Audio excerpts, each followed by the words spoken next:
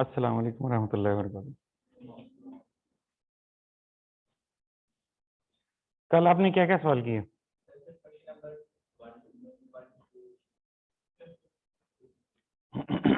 Question number 1 और 2 और आगे फिर घर जाके आपने क्या किया? ओके, तो 1 2 हो गया।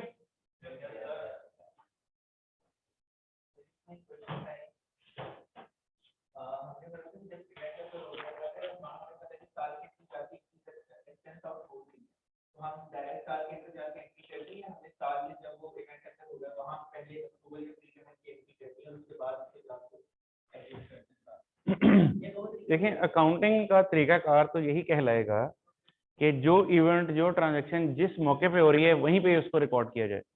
लेकिन इस सारे का मकसद क्या है? इस सारे का मकसद ये है कि जब फाइनेंशियल स्टेटमेंट बन रही हो तो वो ठीक बन रही हो। फाइनेंशियल स्टेटमेंट कब बनेगी?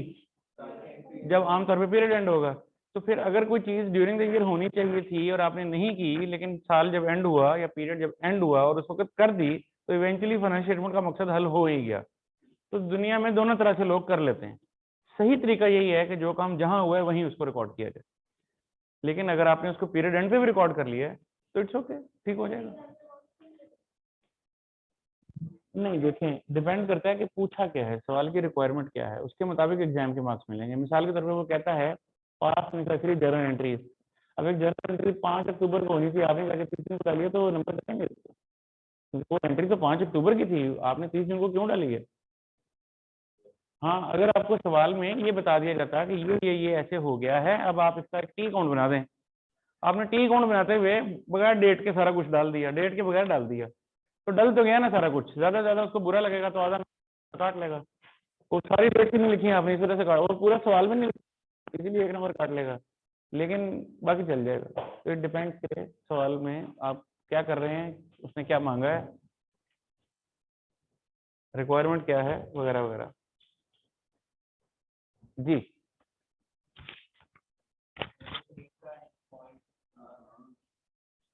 क्वेश्चन 1 का या 8 का? 8 यानी कि क्वेश्चन नंबर 1 आपने कर लिया, 2 आपने कर लिया, तो 3 से चलते हैं। Question number 3, Adil Engineering has a number of motor vehicles that are used within the business. The expenses of running these vehicles are recorded in the motor expense and insurance account. At May 1st, 2003, there were garage bills accrued 4780 and insurance that has been prepaid 2900. During the year to April 30th, following transaction took place. Okay. So पहली बात हमें ये पता चल गई है कि वो अपने मोटर व्हीकल के रनिंग एक्सपेंसेस को जिस अकाउंट में रिकॉर्ड करता है उसका टाइटल क्या है। और इस टाइटल से हमें ये समझ में आ रही है कि इसमें सिर्फ मोटर के एक्सपेंसेस नहीं है, इसमें इंश्योरेंस के एक्सपेंसेस भी आ रहे हैं। 1 मई 2003 को वो कहता है कि एक्रूड बिल्स खड़े हुए हैं 4780 के। ये ओपनिंग बैलेंस हमें पता चल गया है कि हमारा जो ओपनिंग बैलेंस है वो 4780 है। और इंश्योरेंस साल के शुरू में प्रीपेड है, ये भी पता चल गया है। सो साल के शुरू में एक्चुअली 2 बैलेंसेस हैं, 2 ब्रॉड डाउन है, एक नहीं है। एक एक्रूड है, एक प्रीपेड है। ये दोनों एक टी अकाउंट में लिखूंगा। इससे पिछले सवाल में है इस तरह का कोई चीज? पहले दोनों सवालों में नहीं आया। चलें, तो ये भी पता चल गया कि एक ही अकाउंट में मल्टीपल ब्रॉड डाउन बैलेंसेस भी हो सकते हैं। जैसे मैं चैट में देख रहा था, कोई पूछ रहा था कि क्या हम 2 कैरी डाउन लिख सकते हैं? बिल्कुल लिख सकते हैं, कोई पाबंदी नहीं है। यानी 2 कैरी डाउन बैलेंसेस लिखने पे कोई पाबंदी नहीं है, लेकिन 2 लिखने के पीछे कोई रैशनल होना चाहिए, क्यों 2 लिखे हैं। जी, जरूरी भी हो सकता है, जैसे यहाँ पे ये जरूरी ही है कि 2 ही लिखने हैं, यहाँ एक नहीं लिख सकते। ये एक ही अकाउंट है, एक ही अकाउंट है, मोटर एक्सपेंसेस एंड इंश्योरेंस का एक ही अकाउंट है। अब उसके अंदर टाइप ऑफ एक्सपेंसेस मुख्तलिफ हैं।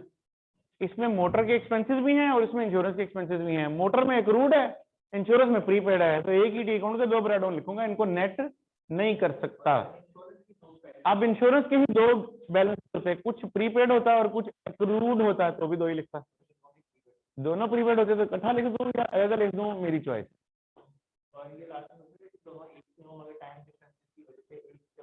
मेरी चॉइस है, दोनों की नीचे लिखिए, दोनों प्रीपेड है, आप इकट्ठा लिख दें अलग लिख दें, आपकी चॉइस है जी। ओके, ऐसी सूरत हाल में हम क्या करेंगे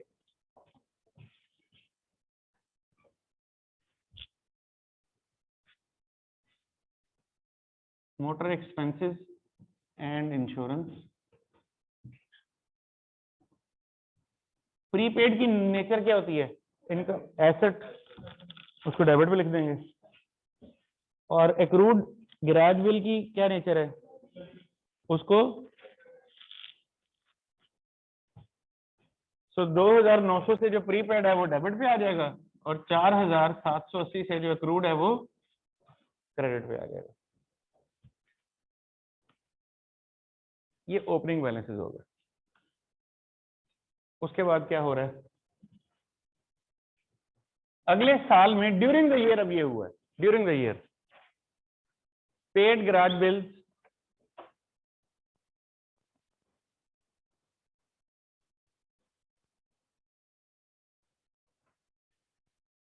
बोर्ड पेन,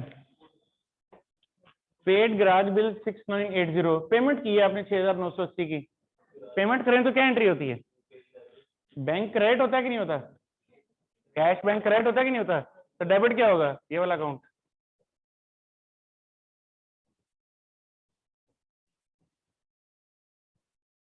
ठीक है भाई, आपने किसी को रेंट पे किया तो क्या एंट्री डालते हैं?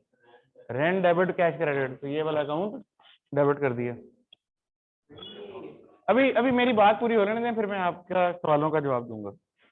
मुझे मालूम है कि इसमें आपके सवाल पैदा हो सकते हैं, बट जब मैं ये जादू आपके सामने कर दूंगा तो उसके बाद ये 11 पता नहीं क्या नाम है,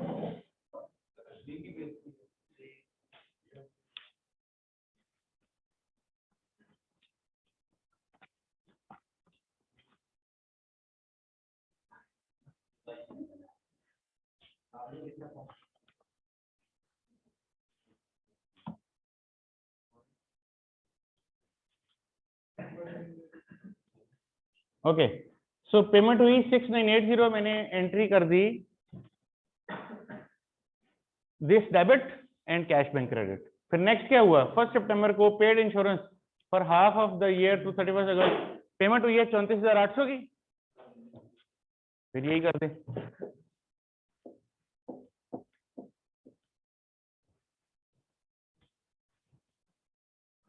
फिर क्या हुआ? फिर पेड इंश्योरेंस 39,000 की, कोई बात नहीं, फिर कर दी।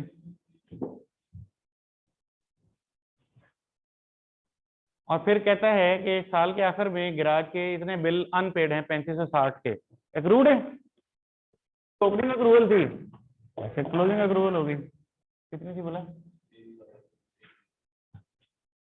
3560।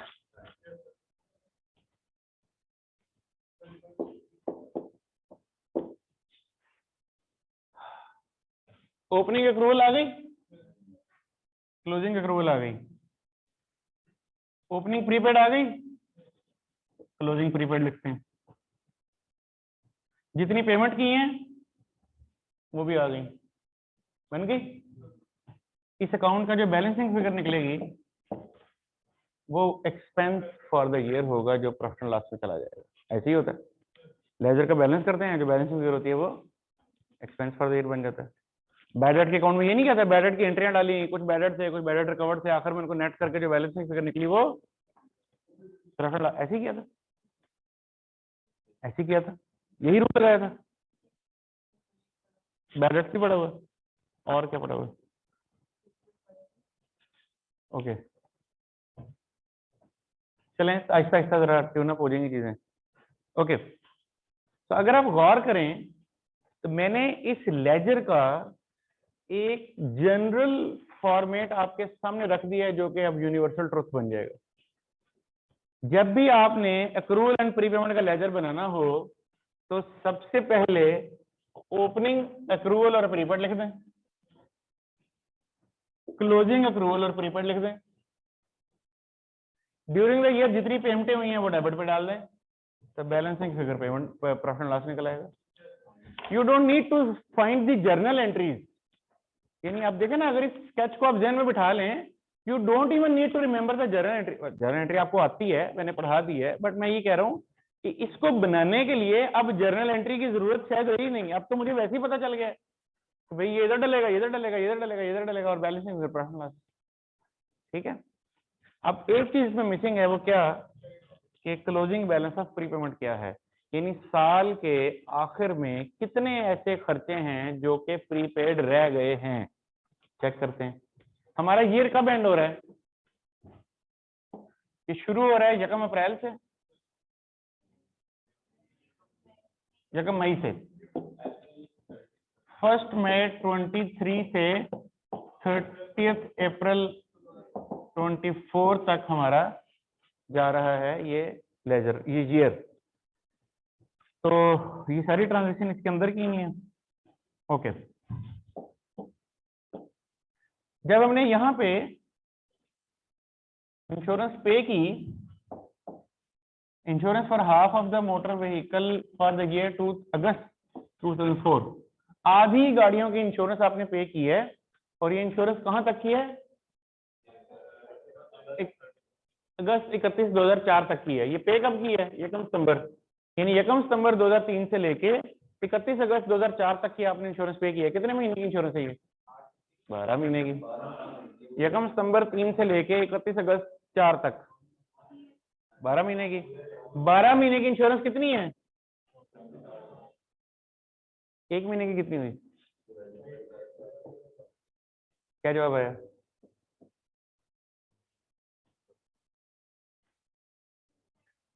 $2,900 पर मंथ।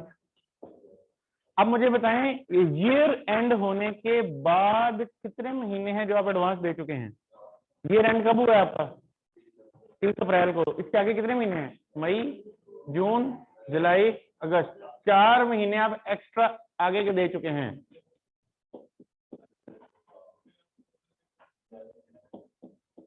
ये आपका प्रीपेड निकल आया इस ट्रांजैक्शन में से। अब दूसरी में से निकालते हैं। 1 दिसंबर को आपने दूसरी आधी गाड़ियों के पैसे भी दे दिए, 39,000 रुपया, और ये कब तक के दिए हैं, ये नवंबर 30 तक के दिए हैं। 1 दिसंबर से 30 नवंबर, अगेन 12 महीने, तो डिवाइड बाय 12 कर दें तो 1 महीने के पैसे निकल आएंगे, 3250 पर मंथ। कितने महीने प्रीपेड हैं, 30 अप्रैल से आगे जाना है। अब कहां तक जाना है, 30 नवंबर तक जाना है। मई, जून, जुलाई, अगस्त, सितंबर, अक्टूबर, नवंबर, 7 महीने। जरा 7 कर दें, 27 22,000, हाँ ऐसे बताया करें मुझे उर्दू में, 22,750। तो ये 22,750 इसमें से प्रीपेमेंट निकल आई, और कुछ है, और कुछ नहीं है। तो एक ये प्रीपेमेंट है, एक ये प्रीपेमेंट है, दोनों को सम कर लें तो 22, 33,000, 34,350, ये आपकी क्लोजिंग प्रीपेमेंट बन गई। इसको आगे यहां लिखेंगे 34,350। Opening prepaid, closing prepaid, opening accrued, closing accrued, payments during the period, balancing figure, नफा नुकसान 48,110। अब आप गौर करें, इस एक टी अकाउंट में से आपको स्टेटमेंट ऑफ फाइनेंशियल पोजीशन में जाने वाली चीजें भी मिल गई हैं और प्रॉफिट एंड लॉस में जाने वाली चीजें भी मिल गई हैं।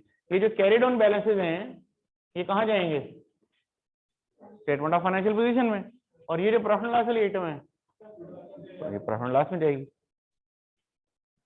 अच्छा, अब ये जो बैलेंस है 3560 रुपए का, 3,560 रुपए का,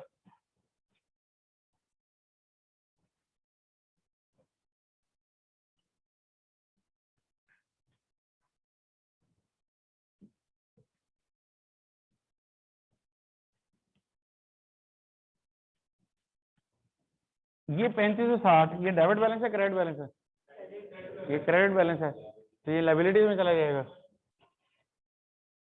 एज एक्रूड एक्सपेंस। और ये क्या है, तो ये एसेट में चला जाएगा एज प्रीपेड। और ये क्या है, इनकम है या एक्सपेंस है, कैसे पता लगा,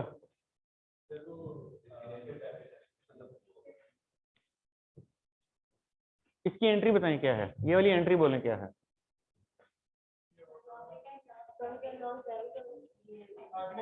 तो प्रॉफिट एंड लॉस क्या हो रहा है, प्रॉफिट एंड लॉस डेबिट होने का मतलब एक्सपेंस है, प्रॉफिट एंड लॉस क्रेडिट होने का मतलब है इनकम है।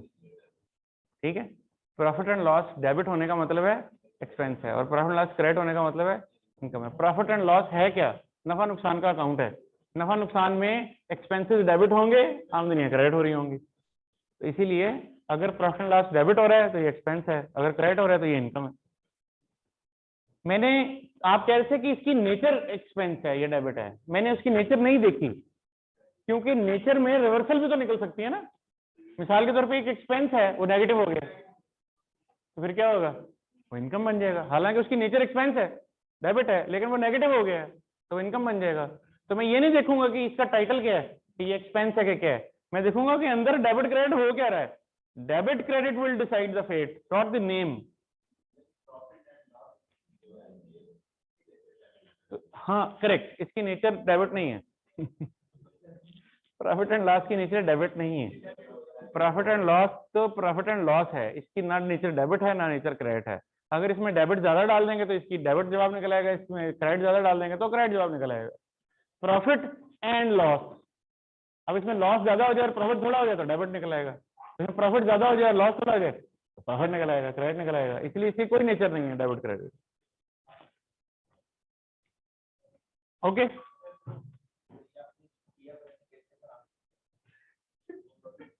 मैंने यही आपको इस वक्त समझाने की कोशिश की है कि आज से आगे हम ये टेक्निक फॉलो करेंगे।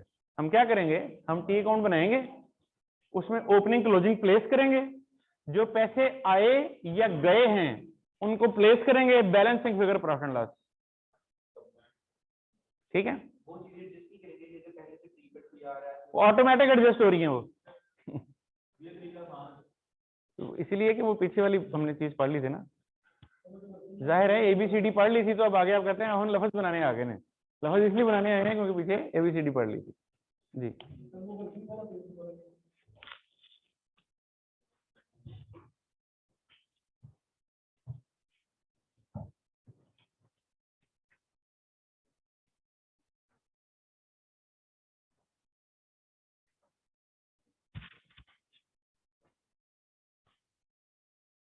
बहुत से बच्चों ने ये सोच के ये क्लास नहीं पढ़ी कि सानू से अकाउंटिंग आंदी है। कोई बात नहीं, फिर उन्होंने बैठ के ये सवाल पूछेंगे दोबारा, ऐ किवें बनाया है जी। जो बैठे हुए ये भी पूछेंगे।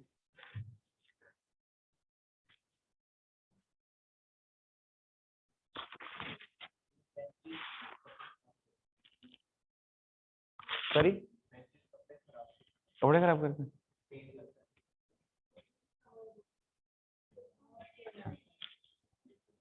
मैं बताता हूँ, मैं भी बताता हूँ मुझे। ओके आगे चले। अब मैं आपके सामने एक सादा जनरल सा की अकाउंट बना रहा हूं एक्सपेंस का। प्रीपेड डेबिट होता है, इधर आएगा। एक्रूड क्रेडिट होता है, इधर आएगा। अभी जो अकाउंट बनाया है, अब उसका एक फॉर्मेट बना रहा हूं, यूं कह लीजिए। ओपनिंग इधर आएगा तो क्लोजिंग प्रीपेड का इधर आएगा, और एक्रूड का क्लोजिंग इधर आ जाएगा। अब अगर पैसे लिए हैं तो कैश डेबिट करूंगा और इस अकाउंट को क्रेडिट कर दूंगा, और अगर पैसे दिए हैं तो कैश क्रेडिट हो जाएगा और ये वाला अकाउंट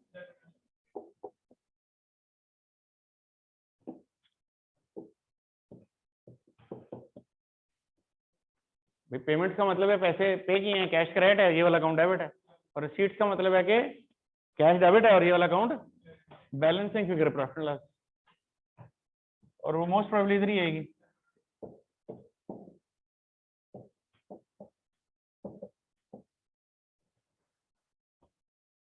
आमतौर पे एक्सपेंसेस में रिसीट्स नहीं होती हैं। मैंने फिर भी लिखी इसलिए है कि हु नोज के एक्सपेंस की वापसी हो जाए।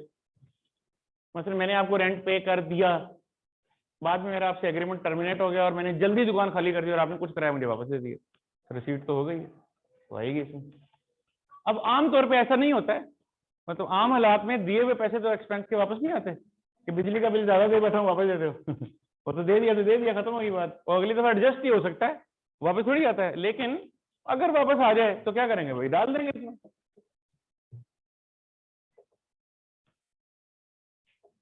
ओके, इसी तरह इनकम का अकाउंट बना लेते हैं, इनकम एक्रूड,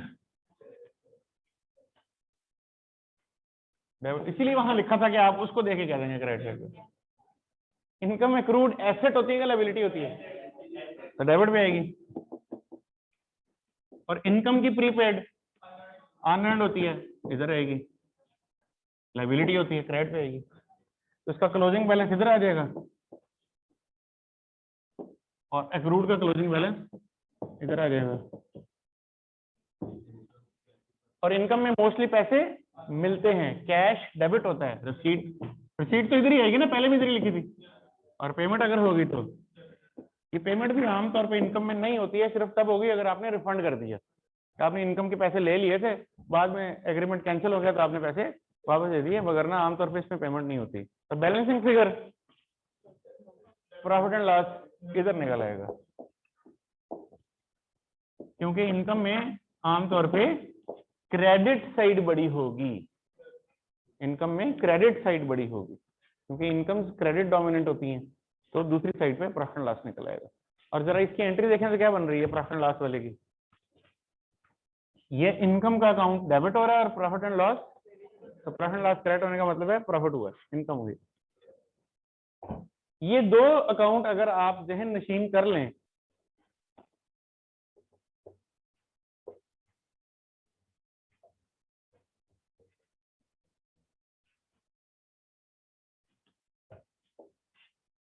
तो सब कुछ इसमें कवर हो गया। ना सिर्फ एक्रूअल एंड प्री पेमेंट में, बल्कि और भी कई सारे चैप्टर हैं जिसमें अब मैं इस अकाउंट को इस्तेमाल करूंगा इसी टेक्निक से। इस तरह के अकाउंट को वन अकाउंट मेथड का नाम दिया जाता है। एक्रूअल एंड प्री पेमेंट में इसको वन अकाउंट मेथड कहा जाता है। क्यों कहा जाता है, इसकी क्या जरूरत थी, किसने ये नाम रखा, इस तरह के फजूल सवालात की जरूरत नहीं है।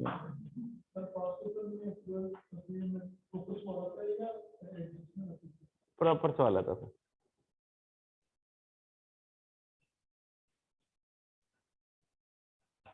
तो अब अगर कोई आपको ये कहे कि जी एक्रूअल एंड प्री पेमेंट को सॉल्व कर दें वन अकाउंट टेक्निक से, तो ये काम करेंगे। और अगर कहे इसको बनाए टू अकाउंट टेक्निक से, तो फिर जो लास्ट लेक्चर में हमने पढ़ा था कि दो अलग अलग अकाउंट बनाए थे, एक रेंट एक्सपेंस, एक प्रीपेड रेंट, एक रेंट एक्सपेंस, एक एक्रूड रेंट, है ना, दो अलग अलग अकाउंट बनाए थे, फिर उस टेक्निक से करेंगे। ठीक है, it's simpler, it's easier, and this will continue and will not be, I mean, leaving you alone, I mean going ahead, FR1 में, FR2 में, CFAP में, एवरी जब भी आप करेंगे आप ये बनाएंगे। मैं भी आज तक यही बनाता हूँ। ऑफिस में भी अगर कहीं फंस जाए तो मैं कहता हूँ एक मिनट ठहर जा, एंड कर, इधर ले, इधर ले, इधर ले, ये देखिए जवाब आना चाहिए, तेरा नहीं आ रहा, जा ठीक करके ले आ। भाई वो अपनी को वर्किंग करके लाया है, पता नहीं ठीक बनाई है कि नहीं बनाई है, तो मैंने उसको किसी तरह चेक तो करना है ना। एक तरीका है कि पूरी वर्किंग चेक करो, दूसरा तरीका क्या है, लेकिन मैं कहता हूँ कि ये जवाब आना चाहिए, तेरा नहीं आ रहा, जा दोबारा करके ला। अब जाहिर है कि वो टी अकाउंट हाथ से बनाना नहीं पड़ता, आप कैलकुलेटर पर जहन में कर लेते हैं, अच्छा इसको जमा कर, इसको तफरीक कर, ऐसे कर, ऐसे कर, तो ये जवाब आना चाहिए, तेरा क्या है, तेरा कुछ हो रहा है, फिर बना के लिया, तो ये आपके काम आ जाता है। ओके, अगर आप गौर करें ना, ये कोई नया अकाउंट नहीं है, ये वही रिसीवेबल पेएबल का अकाउंट है। आप एक रिसीवेबल का अकाउंट जेल में लेके हैं, कैसा बनता है,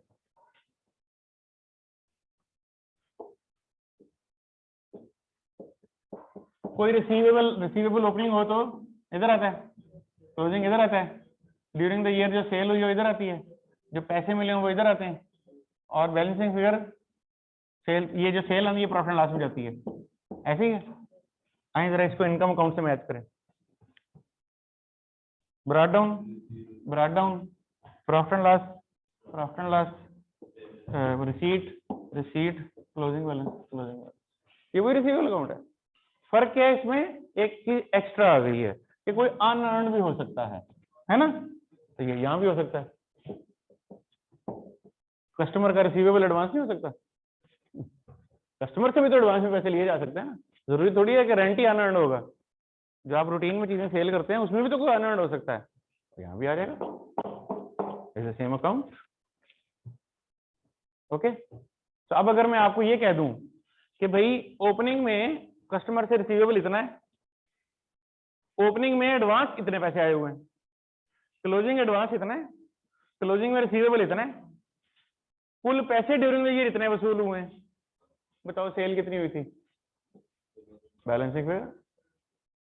ऐसे क्वेश्चन है ना कि अगर ये इतना था, ये इतना था, ये इतना था, बताओ सेल कितनी हुई थी। या मैं कहूं ओपनिंग रिसीवेबल इतना है, क्लोजिंग रिसीवेबल इतना है, ओपनिंग एडवांस इतना है, क्लोजिंग एडवांस इतना है, सेल ड्यूरिंग द ईयर इतनी है, बताओ भला पैसे कितने रिसीव हुए थे, बैलेंसिंग फिगर। ओके,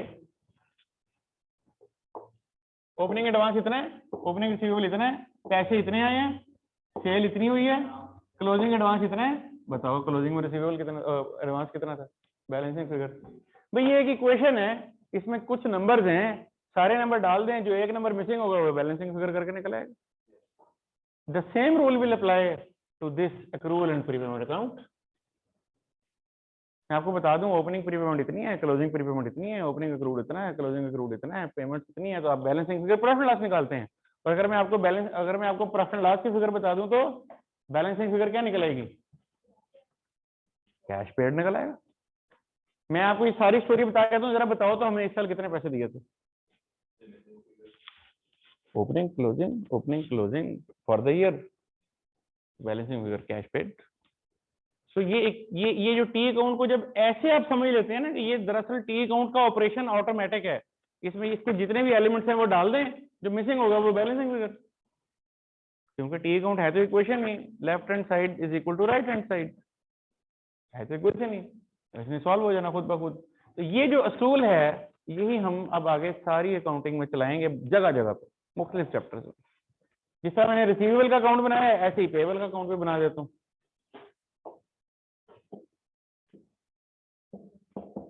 पेबल में क्या होता है, ओपनिंग पेबल,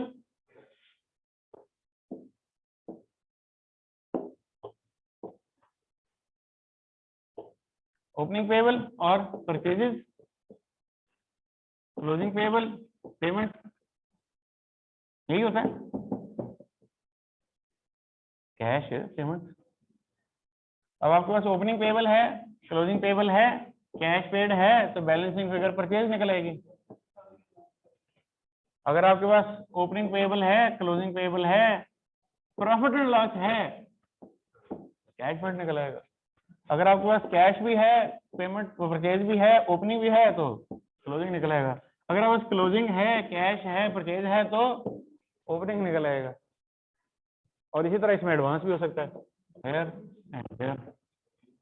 क्या सप्लायर को मैं एडवांस में पैसे नहीं दे सकता, दे ही सकता हूँ, तो वो क्या बन जाएगी, प्रीपेमेंट, तो प्रीपेमेंट को ओपनिंग क्लोजिंग लग जाएगा। तो ये एग्जैक्टली वही अकाउंट है जो कि आपने इधर एक्सपेंस में बनाया है, ठीक है।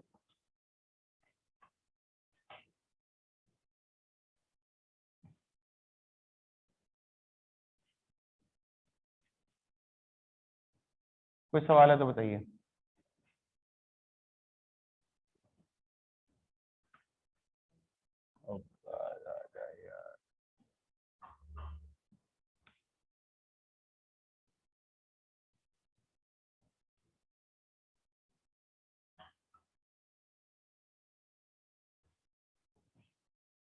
मैं बाद में अब ये ना कर लें कि ये इसके साथ है और ये इसके साथ है। अगर रेंट इनकम और रेंट एक्सपेंस इकट्ठा आ जाए तो एक अकाउंट बनेगा, नहीं, रेंट इनकम का अलग अकाउंट बनेगा, रेंट एक्सपेंस का अलग अकाउंट बनेगा।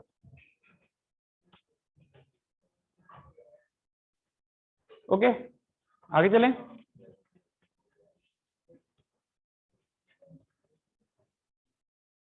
Question number 4,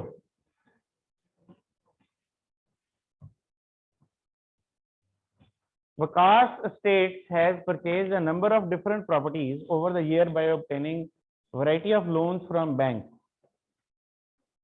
some of the interest on loan is paid in arrear and some in advance. Arrear मतलब अक्रूड, मतलब बाद में दिया जाता है, और एडवांस मतलब पहले दे दिया जाता है। Further these properties are rented out to tenants who pay their dues in advance and some in arrear. अब कुछ इंटरेस्ट का डाटा दे दिया, कुछ रेंट का डाटा दे दिया, दो अलग अलग अकाउंट बनेंगे। इंटरेस्ट का अकाउंट अलग बनेगा, रेंट का अकाउंट अलग बनेगा।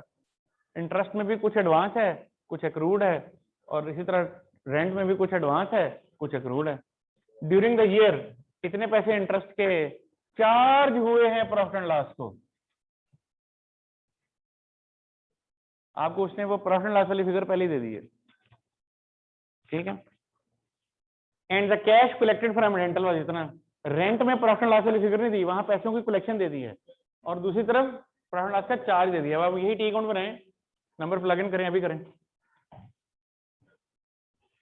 इस तरीके से करें जैसे मैंने करवाया अभी। एक एक्सपेंस, एक चीज के अंदर अगर प्रीपेमेंट भी है और अक्रूवल भी है तो इकट्ठा बनेगा। हाँ, मसलन रेंट का ही अक्रूड है, रेंट का ही प्रीपेड है, तो इकट्ठा बनेगा। रेंट का अक्रूड है, सैलरी का प्रीपेड है, तो दो अलग अलग अकाउंट है। उसका उसने एक अकाउंट खोला हुआ है, उसने उन दोनों को कंबाइन करके एक अकाउंट में रखा हुआ है, इसलिए हमने उसको एक ही अकाउंट में रखा। मोटर की थी, वो चाहता तो अलग अकाउंट भी बना सकता था, लेकिन क्योंकि उसने बनाए हुए थे इकट्ठे, हमने उसको इकट्ठा ही बनाया। जी, इसको इसी तरह से जैसे अभी मैंने आपसे टी अकाउंट बनाए हैं, मैंने बनाए हैं, इसी अंदाज से जरा आप अभी बनाइए, सिंगल अकाउंट टेक्निक पे बनाएं, फिर बना लें, कोई बात नहीं, फिर बना लें।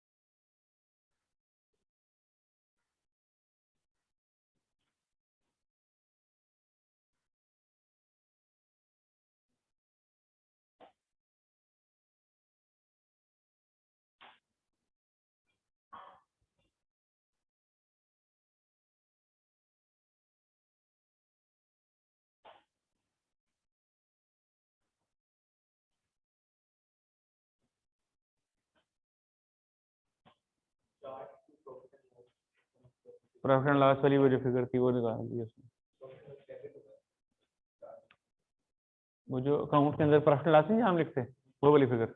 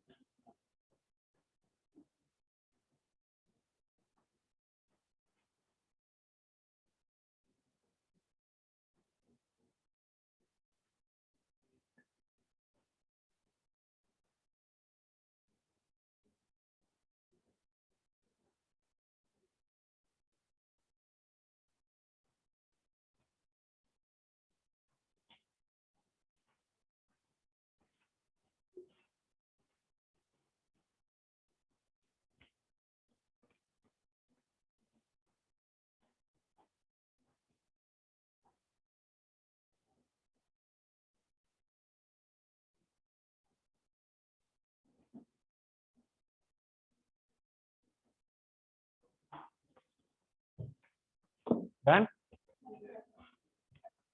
चेक करें।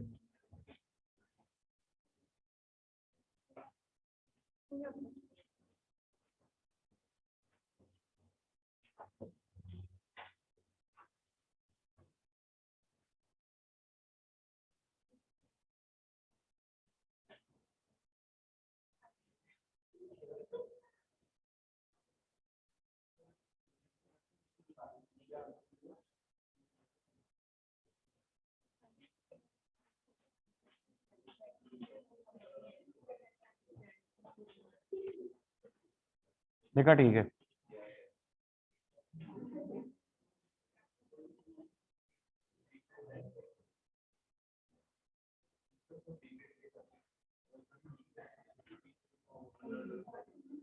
बनाया, ठीक है। डन। ये वाला रजिस्टर किसी तरह डिस्कार्ड कर दो।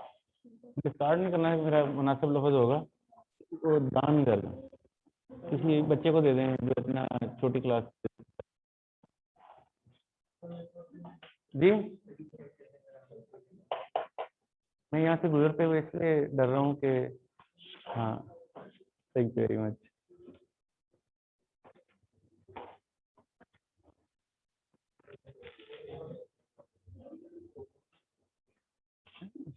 Make it smartly. You save time in rounding of zeros. But I mean, knowing is nothing until acted upon.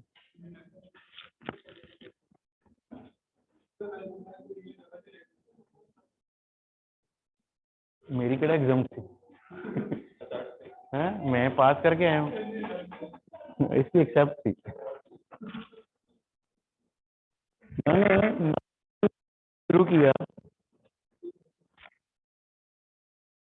ख्याल साहब दूर बैठे होंगे तो मैं आऊँगा।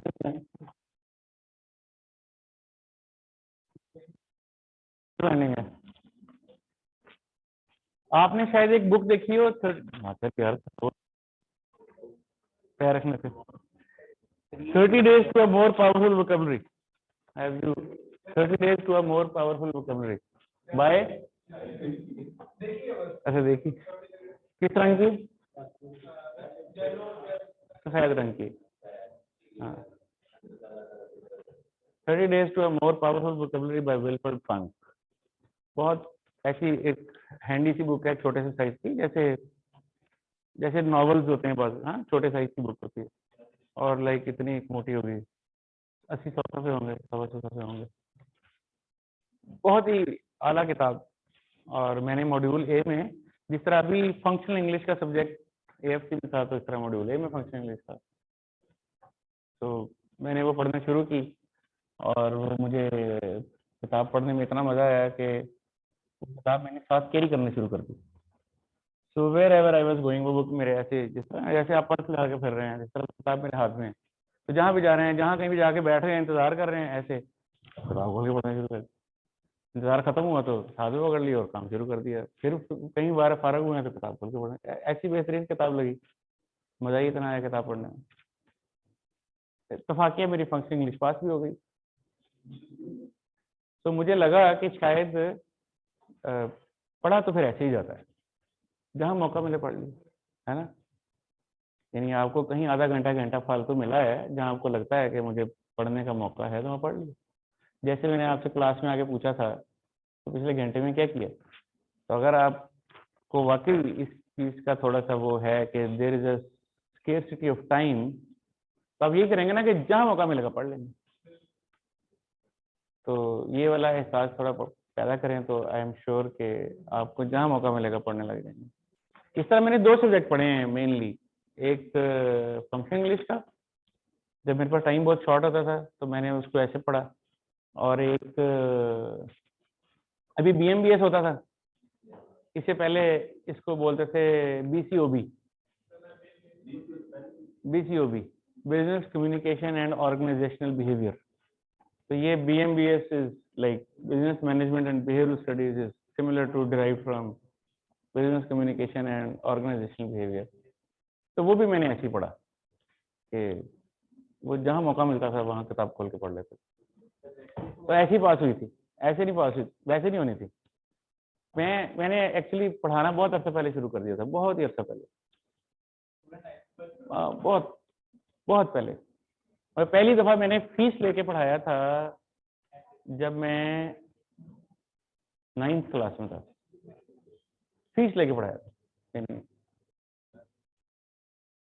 उससे पहले तो वैसे तो होता ना कि वैसे आपने किसी को, जहाँ पैसे लेके पहली दफा पढ़ाया था, वो भी मेरे बड़े भाई ने मुझे एडवाइस किया कि पैसों के बगैर नहीं पढ़ाना। हाँ, वो मैं भाई से सुनता था, लेकिन उन्होंने मुझे सही समझाया, पैसों के बगैर नहीं पढ़ाना। इट्स रियलिटी, आप पैसों के बगैर पढ़ाते हैं, लोग आपकी कदर नहीं करते। जब आप बगैर पैसों के पढ़ाते हैं, लोगों को उस इल्म की कदर नहीं होती, क्योंकि उनको मुफ्त में मिल रहा हो। इक्का दुक्का लोग एक्सेप्शन होते हैं जो सिर्फ ज्ञान हासिल करने के लिए आते हैं, अदरवाइज मेजोरिटी को जब तक पैसों का इंजेक्शन ना लगे वो समझता नहीं है कि यार ये कोई कीमती चीज होगी। अभी भी देख लेना हमारा एक जनरल बिहेवियर क्या है, हम मार्केट में जाते हैं, जिस पे कीमत ज्यादा लगी होती है हम कहते हैं ये महंगी अच्छी होगी, ऐसा नहीं होता। और अच्छी होती भी है ज्यादातर, ऐसा नहीं है, लेकिन not everything which is I mean priced higher is good, but usually अच्छी होती भी है। बट इसका मतलब ये नहीं है कि जिसका प्राइस टैग छोटा है वो बुरी होगी, लेकिन हमारी परसेप्शन यही होती है कि यार ये सस्ती है, ये महंगी है, यानी 1000 रुपए का फर्क है चीज में, तो यार इसमें कोई मसला होगा। जी जी जी होता है, मैं सही, आप सही कह रहे हैं, लेकिन तो इसीलिए मेरे पास थोड़ा सा टाइम शॉर्ट होता था, क्योंकि मैंने पढ़ाना भी होता था। तो जब टाइम शॉर्ट होता था तो फिर पढ़ने के लिए क्या करूंगा, क्या करूंगा, बुक साथ लेके फिरूंगा ना, जहां मौका मिलेगा वहां पढ़ूंगा, क्योंकि भाई पढ़ने का टाइम शॉर्ट है। तो जब आपके पास पढ़ने का टाइम शॉर्ट है तो ऐसे पढ़ेंगे, अगर आपके पास खुला टाइम है तो ना कैरी करें। और पहले जाहिर है कि ट्रांसपोर्ट भी पब्लिक ही होती थी, वहां से ठोकर से हम वैगन में बैठते थे, तो हमें पता था अभी घंटा लग जाएगा जाने में जहाँ जा रहे हैं, तो घंटा तो पढ़ने के लिए बहुत है ना, उस दौरान में पढ़ेंगे। हाँ, या सो जाते थे या पढ़ लेते थे, दो ही बेहतरीन काम है सफर करते हुए, या बंदे को सो जाना चाहिए या पढ़ लेना चाहिए। आजकल मैं सिर्फ सोता हूँ नहीं, कभी नहीं, कभी नहीं किया, बस की छत पे कभी सफर नहीं, कभी भी नहीं किया, नहीं मैंने कभी नहीं किया। मैंने अगली बस का इंतजार करना मुनासिब समझा।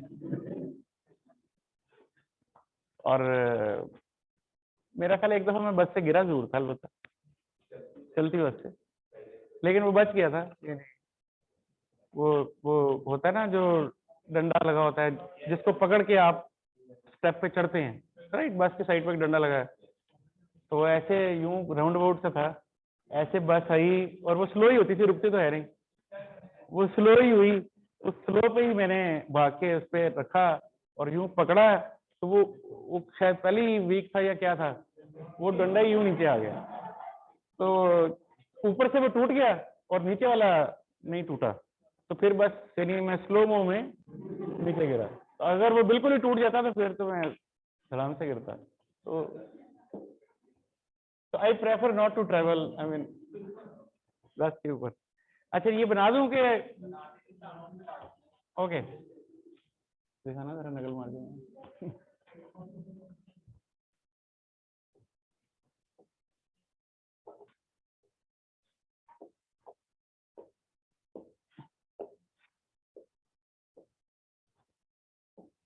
ये है इंटरेस्ट का अकाउंट, ये है रेंट का अकाउंट, और all numbers in thousands.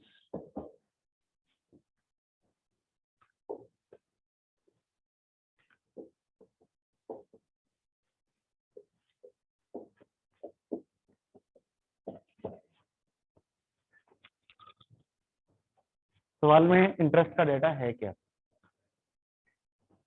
Interest opening payable है 120 145, तो 120 145 ओपनिंग क्लोजिंग पेबल। फिर ओपनिंग में प्रीपेड है, क्लोजिंग में प्रीपेड है, ये एसेट है, तो ओपनिंग में प्रीपेड, क्लोजिंग में प्रीपेड, ये लिख लिया। और फिर नीचे उसने सवाल में ये बताया कि ड्यूरिंग द ईयर, जिस साल की बात हो रही है 2015 की बात हो रही है, during the year the interest charge to profit and loss. Profit and loss में चार्ज करने का क्या मतलब है? प्रॉफिट एंड लॉस डेबिट, और ये वाला अकाउंट क्रेडिट। 1160 कितना था? 560। तो बैलेंसिंग फिगर क्या निकलेगी?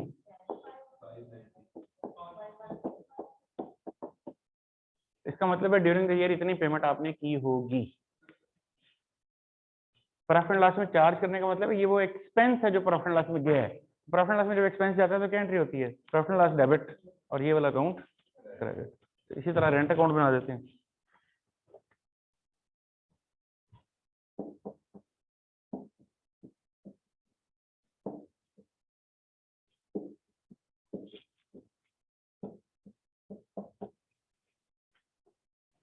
एक 130, okay, sorry,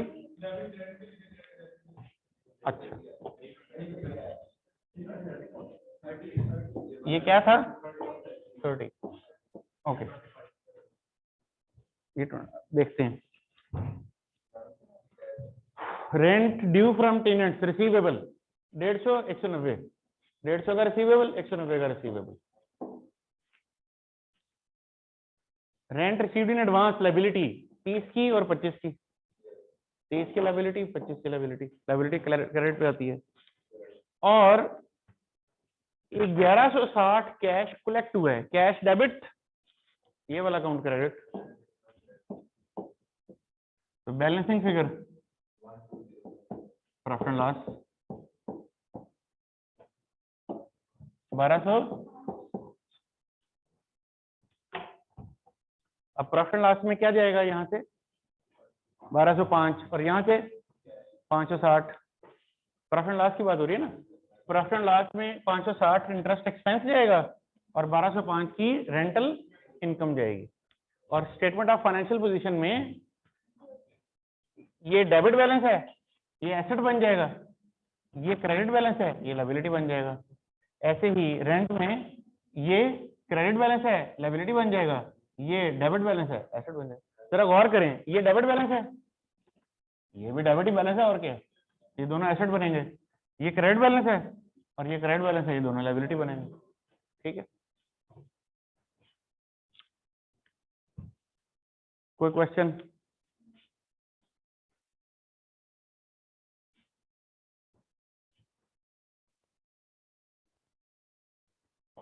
Mr. Anil made the following rent payments during 2001. 9,000 on March for 6 months ended this. 10,000 in September for 6 months ended this. 11,000 on this for the year this. Calculate the charge to income statement. कितने पैसे profit loss में जाएंगे? Account बना देते हैं।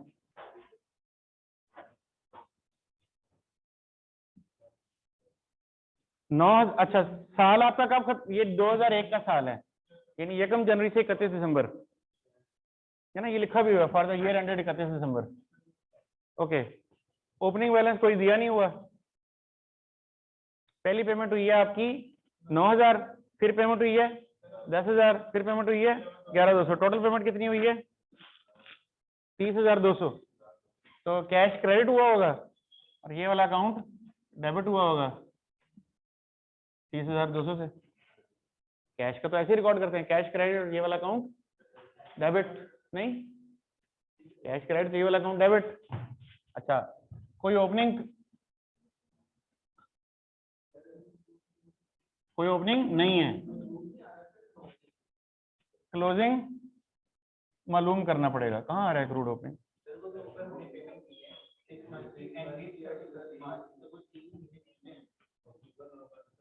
अच्छा ठीक, आप ठीक कह रहे हैं।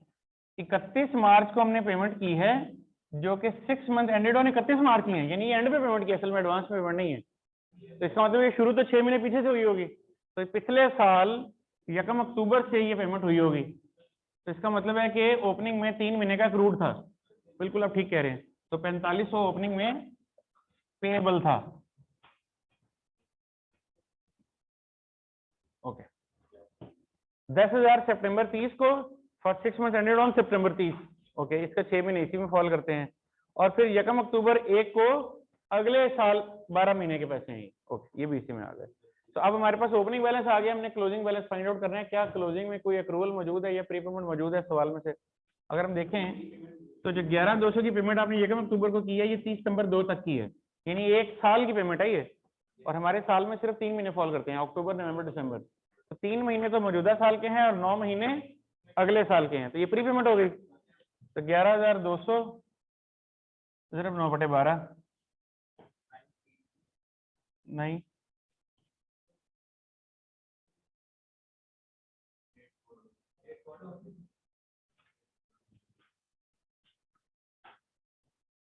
और ये क्या है? प्रीपेड। प्रीपेड का डेबिट बैलेंस होता है। डेबिट बैलेंस किधर आता है? ले जी, इसको बैलेंस कर दें, प्रॉफिट लॉस निकला है।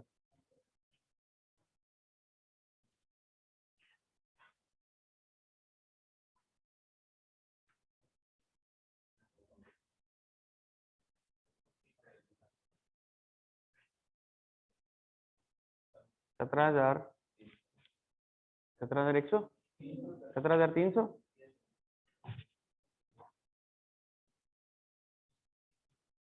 आपके पास आ गया, प्रॉफिट लॉस में मिल जाएगा। All clear? फिर देख लें, सोच लें, समझ लें, अगर कोई चीज मसला है तो बताइए।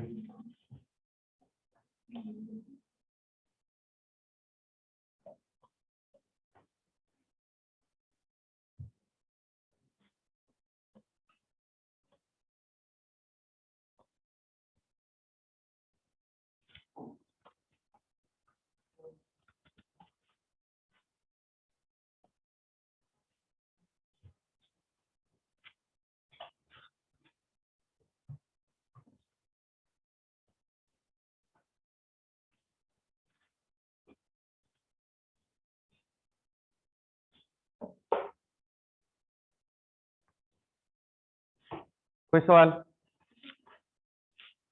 कोई सवाल नहीं?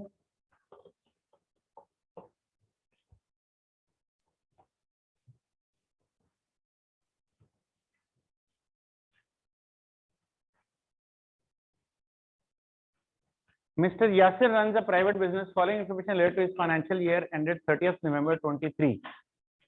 Rupees 6,000 paid for rent and rates for the quarter ended October 2023. This was last payment regarding rent and rates in 2023. Amount previously paid in the year was same as that of last. Okay, 900 received in arrear in each quarter starting from 2023 for interest on loan given to an associate. Insurance paid 1,500 for 6 months ended this, then 3,000 for the year this. You are required to calculate the charge to profit and loss and also present the description and values to be shown under current asset liability under the necessary working accounts. Okay, so यहाँ पे आपको 3 चीजें बनानी है, rent का account बनाना है, interest का account बनाना है और इंश्योरेंस का अकाउंट बनाना है। 3 अलग अलग चीजें बनानी है। तीनों में से प्रॉफिट एंड लॉस की फिगर्स भी निकल आएंगी, तीनों में से अक्रूवल प्रीपेमेंट भी निकल आएंगी, और फिर तीनों में से आपको पता चल जाएगा कि प्रॉफिट कितने में जा रहा है, लॉस में, और बैलेंस शीट में क्या जा रहा है। बताइए, मैंने करना है या आप करेंगे? ओके, आपने कर लिया? नहीं हुआ? चलिए एक दफा करें, जब नहीं होगा तो मैं करा दूंगा। Question 7. Aisha hired a business property at a monthly rental of 650 at 31st December. She was 5 months in arrear with her rental payments. 5 महीने का किराया उसने अभी तक नहीं दिया। At her financial year and 31 December 5 she was 4 months in arrear, और अगले साल के एंड पे उसने 4 महीने का किराया नहीं दिया था। इसका मतलब है ड्यूरिंग द ईयर बाकी पैसे दे दिए होंगे। द रेट्स ऑफ 1800 पर annum are payable half yearly in advance. Rates are नहीं, रेट्स क्या होते हैं? Rates are type of taxes. तो वो कह रहा है कि नहीं, परसेंटेज नहीं, रेट्स टैक्सेस की एक शक्ल है, प्रॉपर्टी पे टैक्स की एक शक्ल है रेट्स, ठीक है। ये सादा लफ्जों में एक एक्सपेंस है, एक रेट एक्सपेंस का नाम है। रेट्स ऑफ 1800 पर annum are payable half yearly advance 1 April 1। वो कहता है ये जो टैक्स है ये आप 6 महीने करके एडवांस में पे करते हैं। पहला 1800 पर एनम है तो 900 आपने यकम अप्रैल को देना है एडवांस, और फिर अगला 900 आपने यकम अक्टूबर को देना है advance. At 31st December 2004, the rates for the half year to 31st March 5 had not been paid, but Aisha cleared these arrears in current year. Okay, so basically यहाँ पे दो अलग अलग एक्सपेंसेस हैं, एक रेंट का और एक रेट्स का। आपने दोनों के अलग अलग अकाउंट बनाने हैं और 2 सालों के बनाने हैं। आप चाहें तो इनका इकट्ठा अकाउंट भी बना सकते हैं। रिक्वायरमेंट देख लेते हैं क्या कह रहा है। नहीं, उसने कहा कंबाइंड अकाउंट बनाना है। रेंट एंड रेट्स का एक ही अकाउंट बनाएंगे, अलबत्ता ये 2 साल का बनेगा, तो 4 का भी बनेगा, 5 का भी बनेगा। पहले आप 4 के डाटा को बेस बना के सवाल हल कर लें, फिर 5 के डाटा को बेस बना के सवाल हल कर लीजिएगा। ये भी आप खुद करेंगे, कोई बात नहीं। आज मैंने और पढ़ाया तो आई बिलीव के कुछ ना कुछ हो जाएगा। Mister Mughees Ahmad has provided you with the following details. On 1st January 2002, he made a loan of 12,000 to an employee, repayable on 30th April 3, charging interest at 2% per year. He has paid insurance 9,000 in 2002, covering the year ending 31st August 2003. He has received the payment of 1 year to June 30th 2002. On December 31st, he received rent from a tenant of 4,000, covering the 6 months to this. For these items, what total figure should be included in the financial statement? सवाल बताएंगे।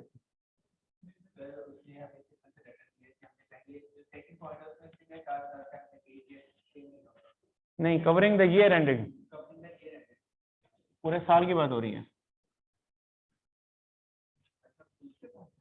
आपने दूसरे point का, अच्छा तीसरा, he has received the payment of 1 year on 5th February.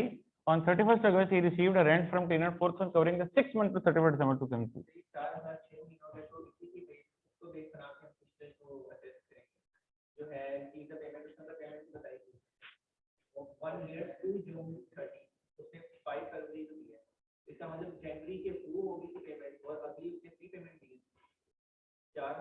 एक minute पढ़ लेने जरा।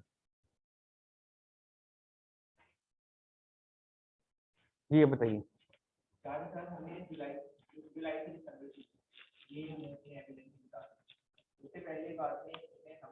एक साल की पेमेंट कितनी रिसीव की ये नहीं बताया, तो 8,000 होगी। रिसीव की है, he has received 8,000 की होगी ना रिसीव। अगर 6 महीने की 4,000 है, ये पूरे साल की उसने 8,000 रिसीव की होगी। या तो वो हमें बताता है कि हर साल किराया बढ़ जाता है, फर्ज करें वो कहता है कि किराया इस बार 10% बढ़ गया था, फिर मैं कैलकुलेट करता कि अच्छा अगर 4,000 थी तो पिछले साल में क्या था, बताते हैं वैसे। अगर फर्ज करें कि किराया 10% बढ़ रहा है और इस 6 महीने का किराया मैंने 4,000 दिया है, तो पिछले 1 साल का किराया कितना दिया होगा, बताते हैं, कैलकुलेट करके बताए ना, ऐसे थोड़ी। अगर इस 6 महीने का किराया 4,000 है और किराया साल बाद बढ़ गया है 10%, तो पिछले 1 साल का किराया क्या था? 36, 4,000 6 महीने का किराया है, मैं साल की बात कर रहा हूँ।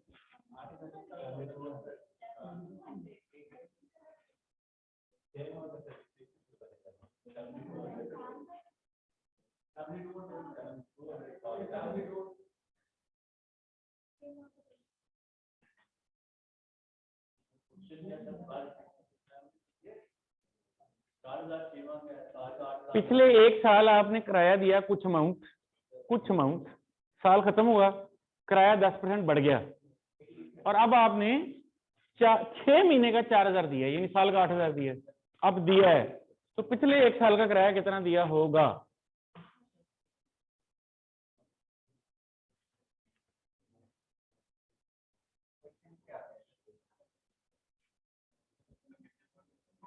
AFC पास है, AFC पास, AFC पास, आपका भी, आपका तो है ही 10% जी। काउंटिंग फर्स्ट टाइम पढ़ रहे हैं तो आपको इससे ज्यादा डेडिकेशन से पढ़नी चाहिए।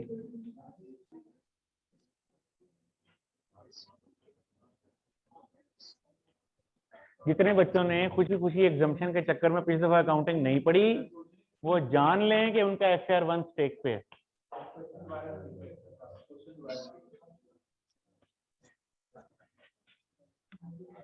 इसको भूल जाएं। मैं एक नया सिनेरियो देने लगा। आपने एक दुकान, मकान, कोई बिल्डिंग किराए पे ली, उसके साथ तय ये हुआ कि हर 12 महीने के बाद किराया 10% बढ़ जाएगा।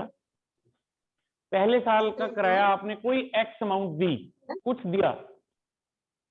दूसरे साल का किराया आपने कुछ एक्स अमाउंट दी। तीसरे साल का किराया आपने दिया साल का 8,000 रुपया। बताइए दूसरे साल का किराया कितना दिया होगा? जाहिर है तीसरे साल का किराया दूसरे साल से 10% ज्यादा होगा, तो दूसरे साल का किराया कितना दिया होगा और पहले साल का किराया कितना दिया होगा? निकाल दें, वो उससे 10% कम दिया होगा। अब मुझे आपने बताना है कि पहले साल का किराया कितना था और दूसरे साल का किराया कितना था।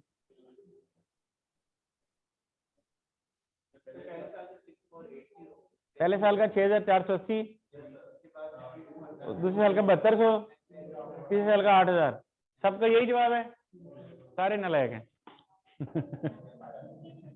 ये नहीं है, बदलने लगा है। नहीं, आपने रिपीट करना मैंने।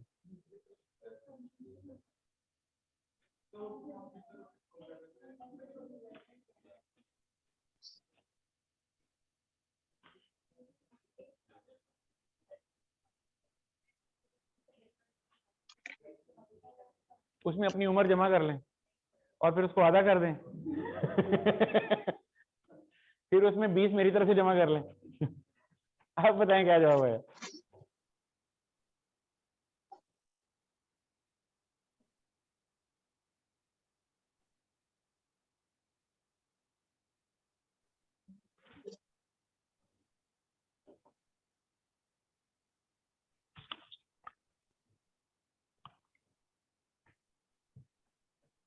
तो मैं दोबारा कैसे साइन इन हो गया हूँ?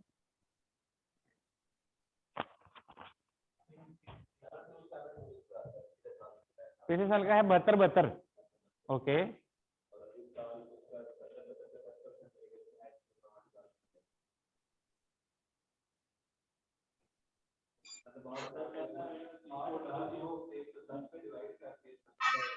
और उससे पिछले साल का नहीं।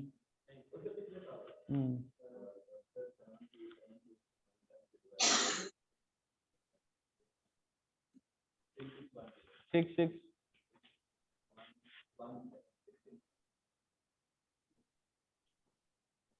6,611 राइट।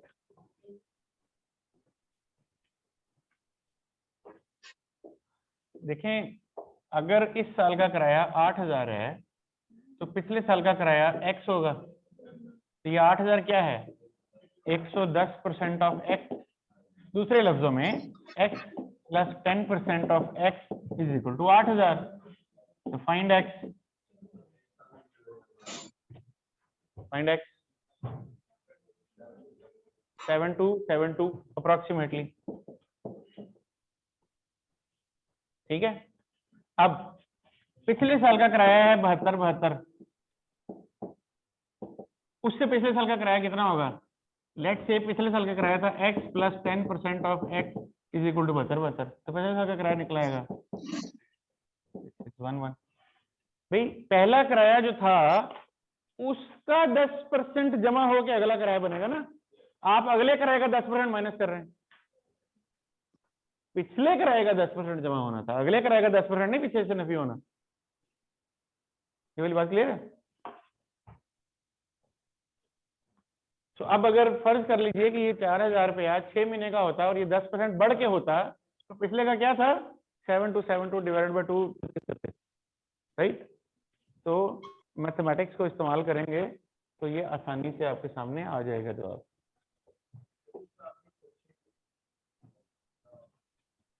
जी जी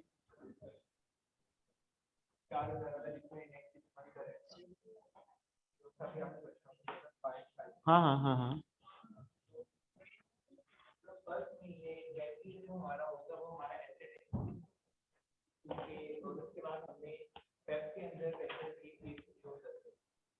किस किस पॉइंट की बात कर रहे हैं? थर्ड पॉइंट की बात कर रहे हैं। ओके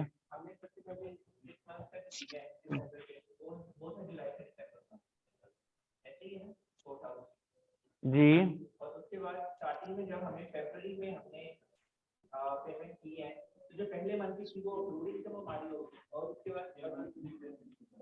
देखें, ये है रेंट इनकम। आपको आपने 31 दिसंबर को 6 महीने का किराया रिसीव किया है, तो cash debit rent income credit 4000 से, cash debit rent income credit 4000। अच्छा, उससे पहले 5 फरवरी को आपने 1 साल का किराया वसूल किया था, वो कितना था? 8000 रुपया। भाई 8000 होगा, अगर 6 महीने का 4000, साल का 8000 होगा, तो उस वक्त क्या किया होगा? 8000 बस कैश डेबिट रेंट क्रेडिट 8000 से। अच्छा, अब साल के शुरू में कुछ महीने एरियर में अकाउंट खड़े होंगे, रिसीवेबल होंगे। कैसे भाई? अगर आपने 5 फरवरी को जो किराया लिया है वो 1 साल का है, टिल 30 जून 2002। ये कब से कब तक का है? ये यकम जुलाई 2001 से 30 जून 2002 तक का किराया है। तो यकम जनवरी 2002 को पिछले 6 महीने का किराया आउटस्टैंडिंग खड़ा होगा 4000 रुपया, तो वो ओपनिंग में एक्रूड होगा 4000 का। फिर 8000 मुझे मिल गया, यानी 4 पिछला और 4 इस साल का, और फिर 4 इस साल का मजीद मिल गया। तो इस दफा आप प्रॉफिट लॉस में कितने पैसे जाएंगे? 8000, और there is no carried on balance, क्योंकि कोई एक्रूड कोई प्रीपेमेंट है ही नहीं इसमें।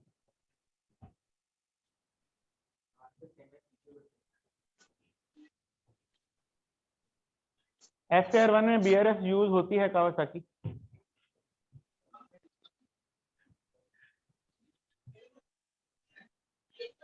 आंसर सेम है, लेकिन मेरा तरीका आसान है।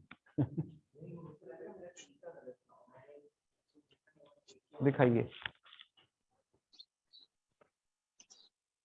तो हाँ, ये वाला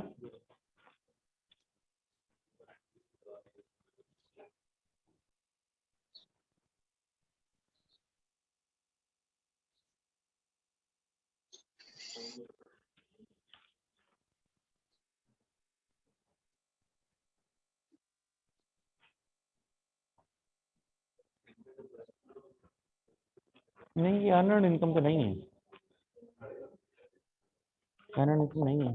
देखिए, आपको पैसे मिले, कैश डेबिट होगा, यहाँ कैश किधर आ रहा है? ऐसे करें, इस टेक्निक को फॉलो करें।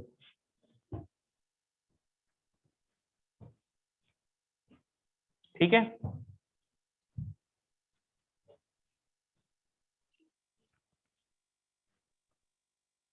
आप ही देख लेना। ये सवाल अब काफी सारे हमने डिस्कस कर लिए हैं, अब आपने इसमें से जो सवाल मैंने छोड़े हैं वो खुद से हल करने हैं, और जब आप वो सवाल कर लेंगे खुद से हल,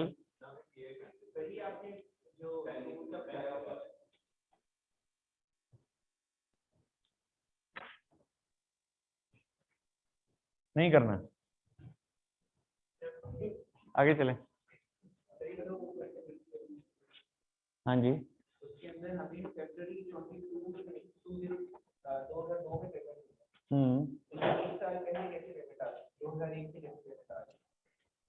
देखे ना, ये उसने 5 फरवरी को पैसे लिए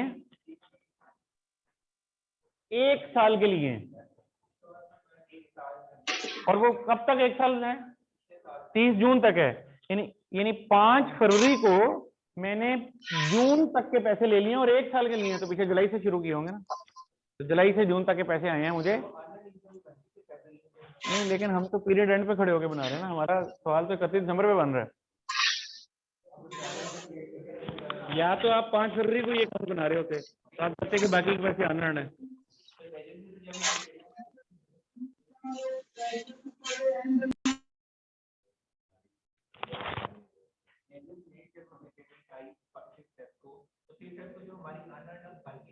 देखिए, लेकिन 31 दिसंबर पे क्या वो अनर्न रह गई? तो आप अकाउंट कब बना रहे हैं? तो उस वक्त तो अनर्न नहीं है, उसको बनाए प्रॉफिट। देखिए ये जो टेक्निक है ना, ये है सिंगल अकाउंट मेथड। कि जिस तरह से आपने लिखा है ये 2 अकाउंट मेथड में लिखा है। फिर दूसरा अकाउंट किधर है, वो भी बनाए। बड़ी अच्छी बात है। फिर दिखाएं वापस ये नीचे वाला अकाउंट।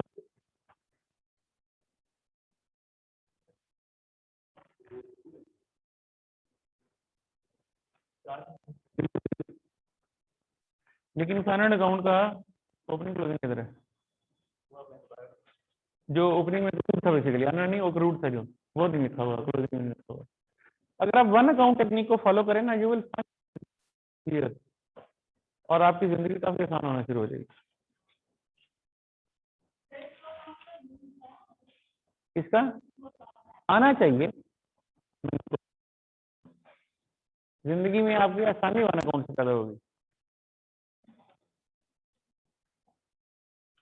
अक्रूवल एंड प्रीपेमेंट का चैप्टर खत्म हुआ।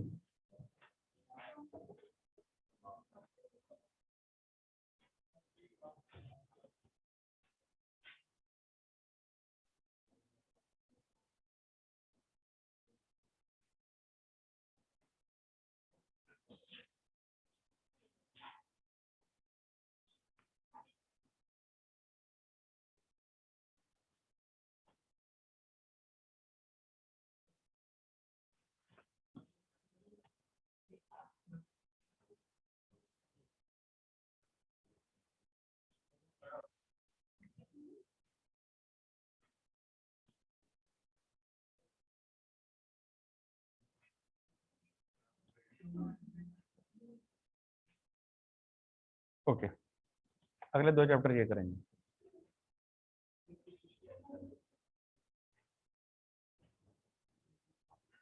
उसके बाद ये करेंगे, इसके अंदर ही इन दोनों को पढ़ लेंगे। तो अब हम 10, 11, 12 करेंगे, और उसके अंदर ही हम 8 और 9 को पढ़ेंगे।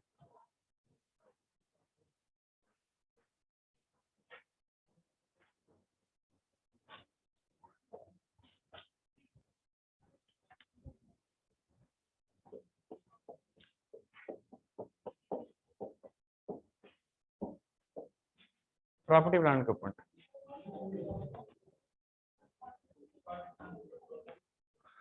वैसे सीपी एक नया कोर्स भी आया है, प्रेजेंटेशन एंड पर्सनल इफेक्टिवनेस, जो कि कब चाहिए होगा?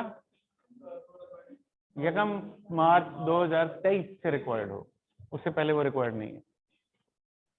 अच्छा जी, प्रॉपर्टी प्लान एंड इक्विपमेंट हमारा अगला चैप्टर है, और बहुत मुख्तसर सा तारुफ इसका ये है कि ऐसे एसेट्स जो आमतौर पे लॉन्गर लाइफ रखते हैं और बिजनेस में इस्तेमाल होते हैं, वो प्रॉपर्टी प्लांट इक्विपमेंट बन जाते हैं। इसकी जो कानूनी डेफिनेशन है, यूं कह लें, जो कि इंटरनेशनल अकाउंटिंग स्टैंडर्ड नंबर 16 में दी हुई है, वो ये है कि property plant and equipment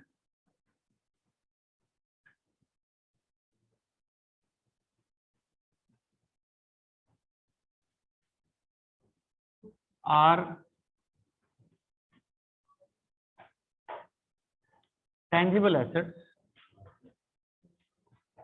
held for the purpose of use in the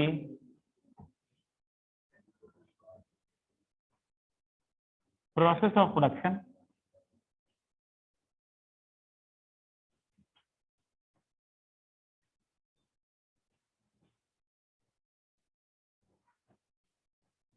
rendering of services,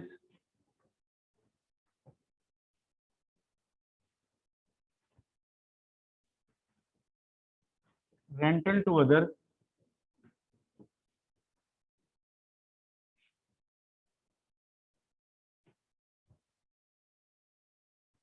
or for administrative purposes,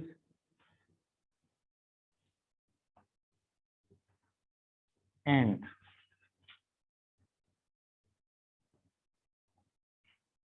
have a useful life of more than one period.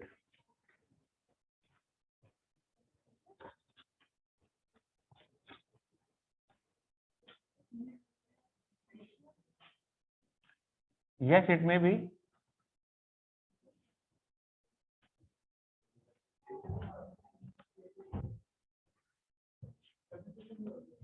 Sorry?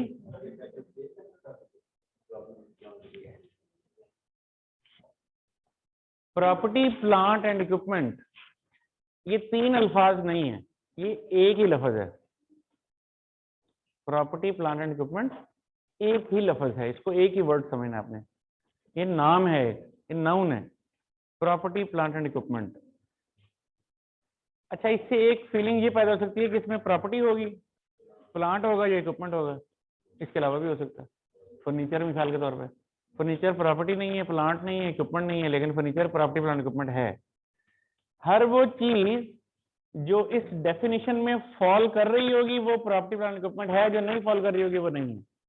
इससे कता नजर कि वो लकड़ी की बनी हुई है, लोहे की बनी हुई है, प्लास्टिक की बनी हुई है, इलेक्ट्रॉनिक आइटम है, नॉन इलेक्ट्रॉनिक आइटम है, जैकेटेड है, नॉन जैकेटेड है, जो भी है वो अगर इस डेफिनेशन में फॉल कर रही है तो वो प्रॉपर्टी, प्लांट, इक्विपमेंट है। Property, plant, equipment tangible assets होते हैं जिनको रखने का, जिनको लेने का मकसद इन तीन चार चीजों में से कोई एक होता है, या दो भी हो सकता है, तीन भी हो सकता है, यानी इन चार में से कोई एक जरूर होता है कम से कम। कम से कम आइदर वो प्रोडक्शन में इस्तेमाल होंगे, या उससे सर्विसेज रेंडर की जाएंगी, या उसको रेंट पे दिया जाएगा, या उससे एडमिनिस्ट्रेटिव यूज में इस्तेमाल किया जाएगा। इनमें से कोई एक, दो, तीन, चार इस्तेमाल अगर हो रहे हैं या होने का इरादा रखते हैं तो हम कहेंगे कि ये प्रॉपर्टी, प्लांट, इक्विपमेंट है, गिवन कि उसकी यूजफुल लाइफ एक पीरियड से ज्यादा हो। आमतौर पे इसको हम एक साल कह देते हैं समझाने के लिए, डेफिनेशन में एक पीरियड लिखा हुआ है। मसलन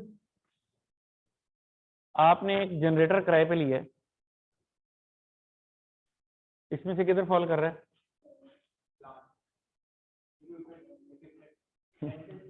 मैं डेफिनेशन में की बात कर रहा हूँ कि इसमें held for the purpose of, आगे चार पर्पजेस लिखे हुए हैं, इनमें से कौन से पर्पजेस में फॉल कर रहा है? हाँ, जनरेटर लैंड पे भी है।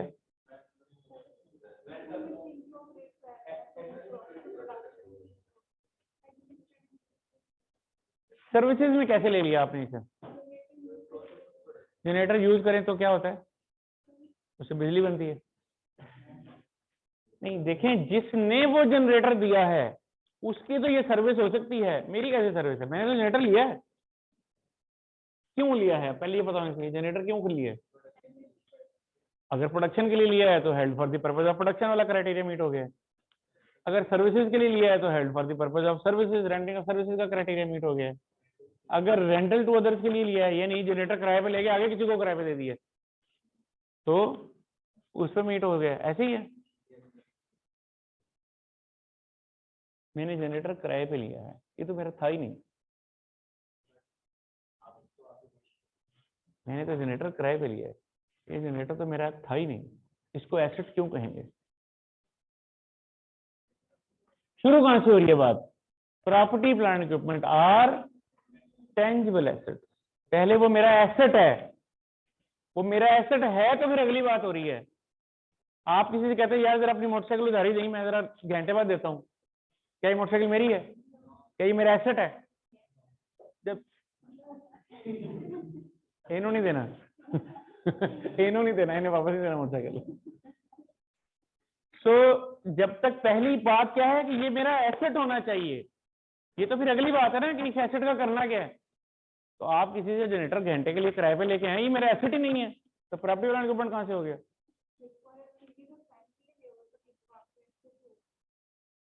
हाँ, लेकिन घंटे के लिए लिया तो मेरा एसेट कैसे होगा? ओके, महीने के लिए ले लिया, साल के लिए ले लिया।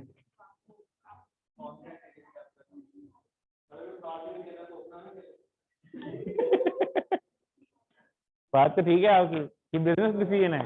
ये सब आप लोगों के जहन में ख्याल क्यों नहीं आया? ये बिजनेस नहीं किया आपने, उनके जहन में ख्याल आया कि यार इतने पैसे किराए पे भरने हैं, इससे बेहतर है कि थोड़े पैसों में अपना खरीद लो। जनरेटर बाइक तो बहुत बड़े बड़े भी होते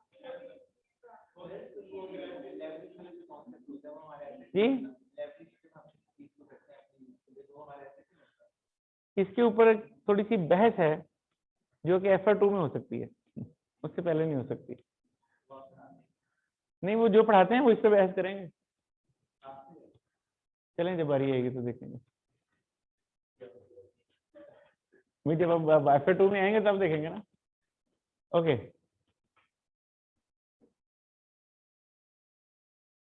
तो अब हम यूं कहते हैं कि हमने एक जनरेटर खरीदा है। तो ये क्या है?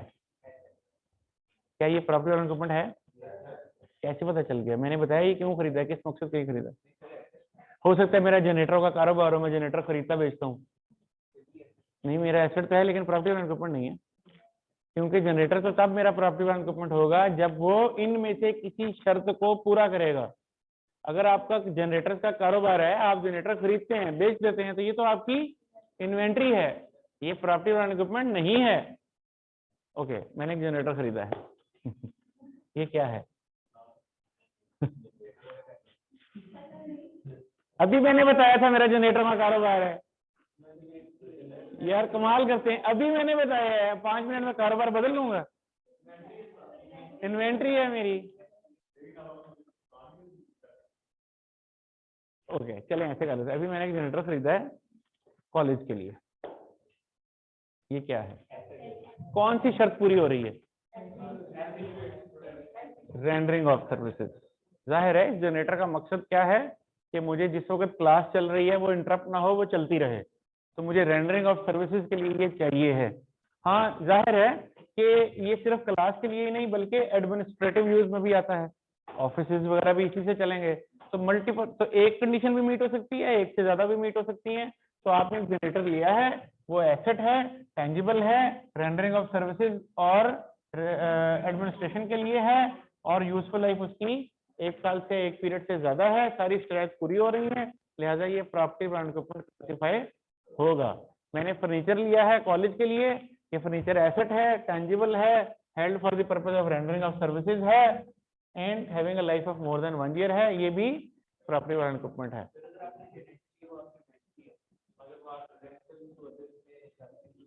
तो वो प्रॉपर्टी ब्रांड इक्विपमेंट बन जाएगा। आपने जनरेटर लिया है, आपका कारोबार जनरेटर बेचने का था, फिर आपके पास कस्टमर्स की डिमांड आने लगी किराए की, आपने उन्हीं जनरेटर्स में से जो इसलिए खरीदे थे कि मैं इन्हें बेचूंगा, 3 जनरेटर लैदा कर लिया कि नहीं इनको मैं किराए पे चलाऊंगा। अब ये 3 जनरेटर क्या बन जाएंगे?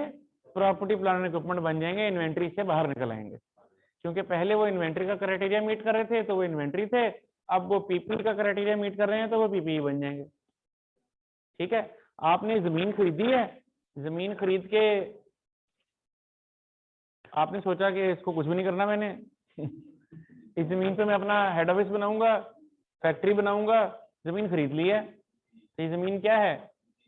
प्रॉपर्टी प्लांट इक्विपमेंट है, ये एसेट है, टेंजिबल है, held for the purpose of use in the process of production है। जाहिर है इसके ऊपर फैक्ट्री बनेगी, प्रोडक्शन होगी, उसके लिए इस्तेमाल करूंगा इस जगह को, और इसकी लाइफ 1 साल से ज्यादा है। ये क्या है? प्रॉपर्टी प्लांट एंड इक्विपमेंट है। ठीक है, इसी तरह बिल्डिंग्स हैं, इसी तरह फर्नीचर है, इसी तरह कंप्यूटर हैं, इसी तरह प्रिंटर हैं, इसी तरह स्कैनर है, इसी तरह एसी हैं, इसी तरह प्रोजेक्टर है, इसी तरह स्मार्ट बोर्ड है, इसी तरह ये जो हार्ड बोर्ड लगा हुआ है पीछे जिसपे हम लिखते हैं। ठीक है, इसी तरह ये बेंचेस हैं, इसी तरह ये डाइस है, इसी तरह ये कंप्यूटर, आई मीन ये माइक मेरे जाती है, बिजनेस करेंगे। ये जो पंखे लगे हुए हैं ये सब क्या है? ये प्रॉपर्टी प्लांट इक्विपमेंट है, because all of these items are assets, tangible assets held for the purpose of either of these conditions and have a useful life of more than 1 year or more than 1 period. तो हम कहते हैं कि ये क्या है? ये property plant equipment है।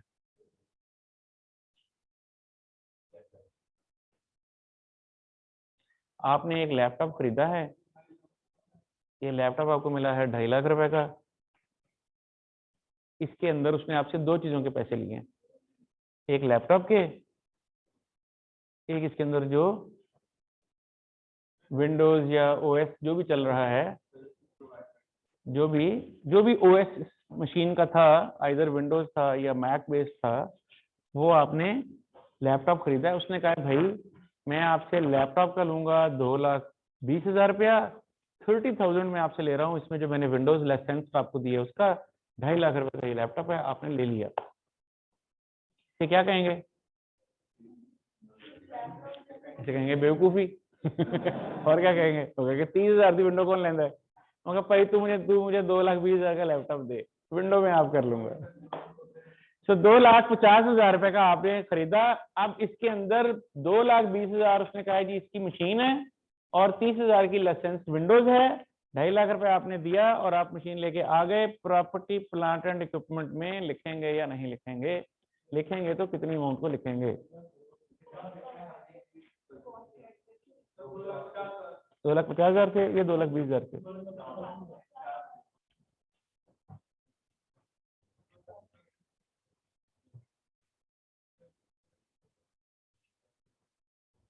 Property and equipment are tangible assets।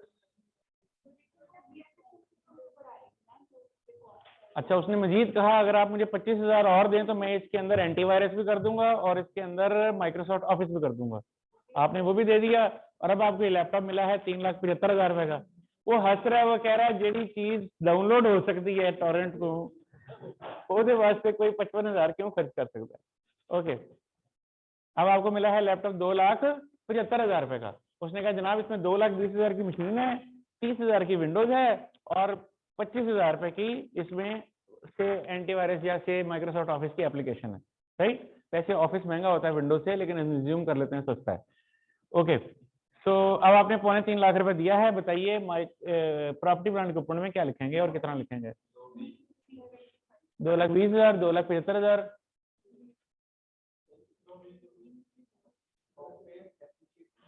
मेरे सवाल का जवाब दो ना, तुझे अगला सवाल पा लिया। करेक्ट, ठीक है। तो अब कितनी अमाउंट लिखेंगे पीपी में? 2,20,000। 2,20,000 एक, 2,20,000 दो, 3, 4, 5, 6, 7, 8, 9। क्यों? हाँ, आर्गुमेंट। ऐसे भी मैंने तो बात बताई नहीं। इस डेफिनेशन में लिखा हुआ है कि जो लाइफ इंक्रीज करेगा वो प्रॉपर्टी और इक्विपमेंट है।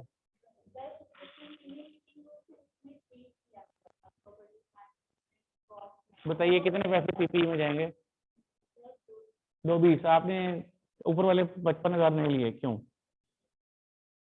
इस डेफिनेशन को देख के बताना है आपने, इसमें से आर्गुमेंट देना है आपने मुझे। ये डेफिनेशन आर्गुमेंट देगी कि क्या इसमें शामिल है, क्या इसमें शामिल नहीं है। कितने पैसे लेंगे? 2,75,000। क्यों? उसके अंदर ही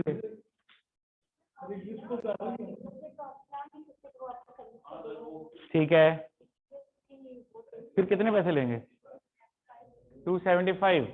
लेकिन इसमें विंडोज के अलावा आपने माइक्रोसॉफ्ट ऑफिस भी करवाया है, उसके बगैर तो आप चला सकते हैं। ठीक है, तो फिर कितने पैसे हुए? 250। Okay, 250,000 is the right answer, not 275, not 220। जब आप किसी हार्डवेयर को लेते हैं और उस हार्डवेयर को चलाने के लिए जो इंटेग्रल ओएस होता है वो हार्डवेयर की कॉस्ट का पार्ट ट्रीट किया जाता है। लेकिन माइक्रोसॉफ्ट ऑफिस कोई ओएस नहीं है, वो उस हार्डवेयर को अलाइव करने के लिए जरूरी नहीं है। बगैर ओएस के वो हार्डवेयर डेड है।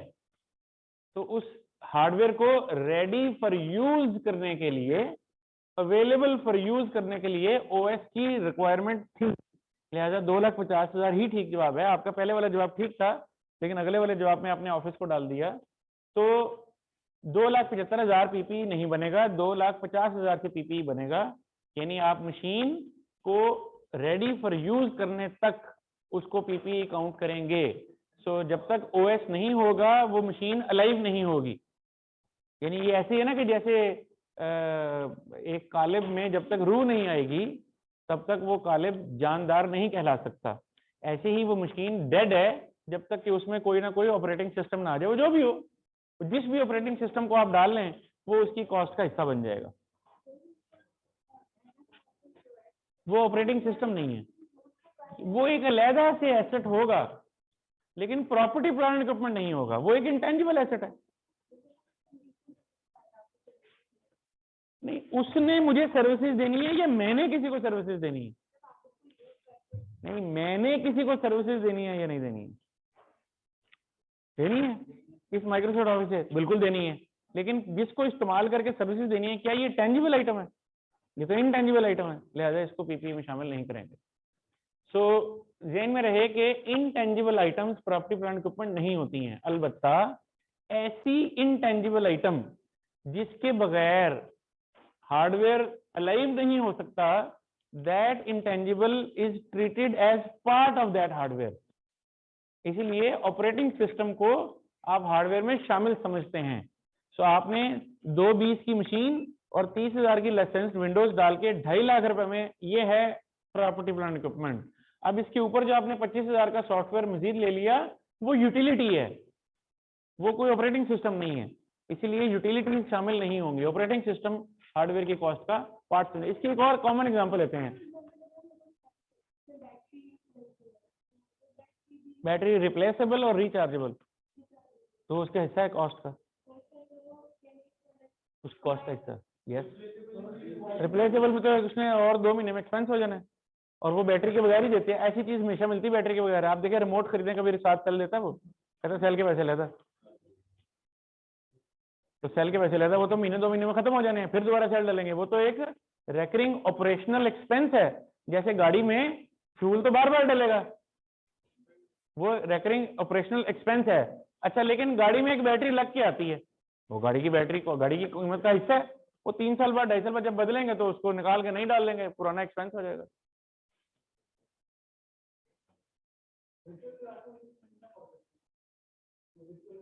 वर्चुअल क्लासरूम में क्या चीज?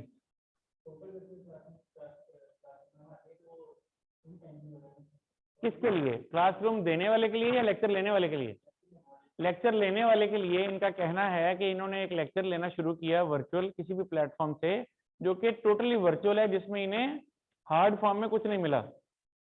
ठीक है रे, यहाँ क्या मिल रहा है? नहीं, यहाँ पे आपको क्या हार्ड फॉर्म में कुछ मिल रहा है? कुछ भी नहीं मिल रहा, वहां भी नहीं मिल रहा। फर्क क्या है? फर्क तो कोई भी नहीं है। तो मैं डेफिनेशन की बात कर रहा हूँ। डेफिनेशन के हवाले से देखें कि आपके जहन में ख्याल आया कि एक वर्चुअल प्लेटफॉर्म से अगर क्लासरूम आपको मिल रही है तो क्या वो पीपीई होगी कि नहीं होगी? मैं कह रहा हूँ वर्चुअल हो या फिजिकल हो, दोनों सूरतों में बात तो एक ही हो रही है। आपको सिवाय इल्म के और तो कुछ नहीं मिल रहा, सर्विसेज के और कुछ नहीं मिल रहा, तो इसमें पीपीई का सवाल पैदा ही नहीं होता। और वैसे भी आप सर्विसेज ले रहे हैं, क्या ये टेंजिबल एसेट्स हैं? तो फिर ये पीपीई नहीं हो सकते, आप चाहे वर्चुअल से लें या फिजिकल से लें।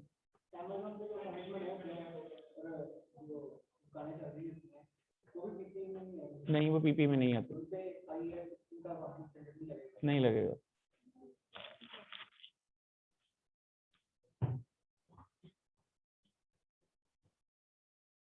कोई सवाल? यहाँ से आगे इंशाल्लाह हम मंडे को पढ़ेंगे। मंडे को आपका बाकी के लेक्चर शुरू हो रहे हैं। कितने बजे आपका पहला लेक्चर, दूसरा लेक्चर? ठीक है,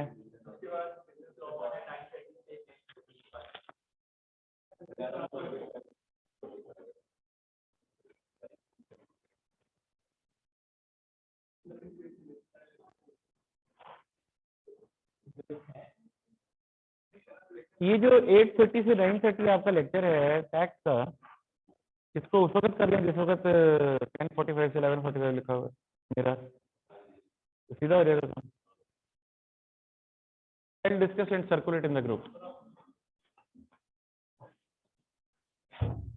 Thank you very much. Allah Hafiz.